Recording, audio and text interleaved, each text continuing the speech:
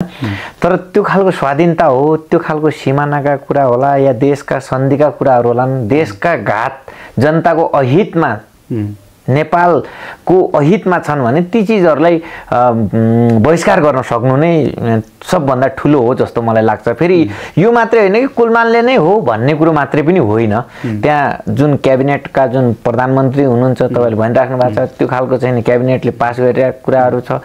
माथिको ऊर्जा मन्त्रीदेखि लिएर सबैले त्यो खालको हस्तक्षेप गरेपछि किन कुलमानको टाउकोमा मात्र आयो भन्ने कुरा भयो के? त्यो त मैले भने नि, जो कुर्सीमा छ, जो खालको एउटा गर्ने एउटा खालको सक्षमता दक्षता, त्यस्ता व्यक्तिहरूलाई डोमिनेट र डिस्क्रिमिनेसन कसरी गर्ने र अगाडि बढ्ने भन्ने खालको केही द्वैत, केही राजनीतिक केही सत्ताधारीहरूले त्यो भन्नु स्वाभाविकै हो। तर त्यो भएको कुरालाई उहाँहरूले स्वीकार्नु पनि पर्छ। त्यो खालको चाहिँ परिस्थितिमा सहकार्य र समन्वय गरेर देशको निर्माणमा साझेदारी गर्नु अहिलेको आवश्यकता हो। यो देश विषम परिस्थितिमा छ, सबै दल, सबै व्यक्ति, सबैले एकअर्का। तपाईँको आशय चाहिँ अब कुलमान घिसिङले बलिको बोको चाहिँ बनाउनु हुँदैन भन्ने कुरा चाहिँ तपाईँको पनि आशय हो?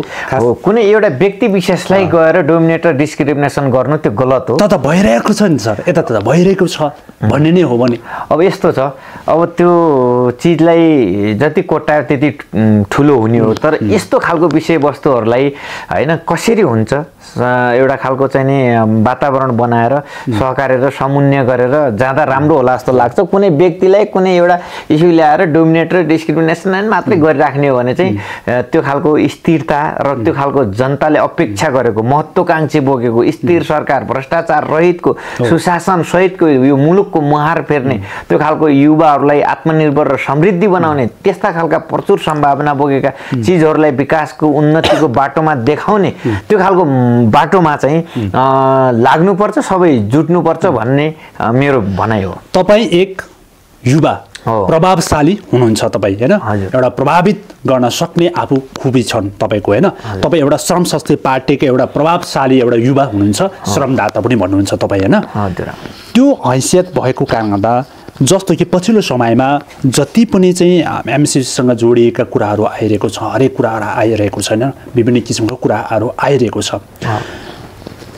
नेपाली जनताले चाहेको त नयाँ भनिएको जति पनि व्यक्तिहरू आउनुभएको छ, पार्टी खुलेर आउनुभएको छ, उहाँहरू एकजुट भएर अगाडि बढेको चाहनुहुन्छ। तर भइदियो, अहिले भइदियो, एकले अर्कालाई आक्षेप लगाएको छ, एउटा व्यक्तिलाई खेदो खानेको छ, त्यसकै आधारमा उसैले नै सिद्धाएर उसकै जगमा चाहिँ आफूले फाइदा लिने तरिकाले भएको छ भन्ने कुरा धेरै जनताले चाहिँ त्यो अपेक्षा गरेको छ। त्यो तरिकाले चाहिँ भाष्य निर्माण भएको छ के सर? यो कस्तो एउटा व्यक्तिले सिद्धाएर उसकै जगमा चाहिँ फाइदा लिने तरिकाले म चाहिँ सर्वेसर्वा म है भन्ने तरिकाले आएको छ भन्ने किसिमको चाहिँ भाष्य भएको छ।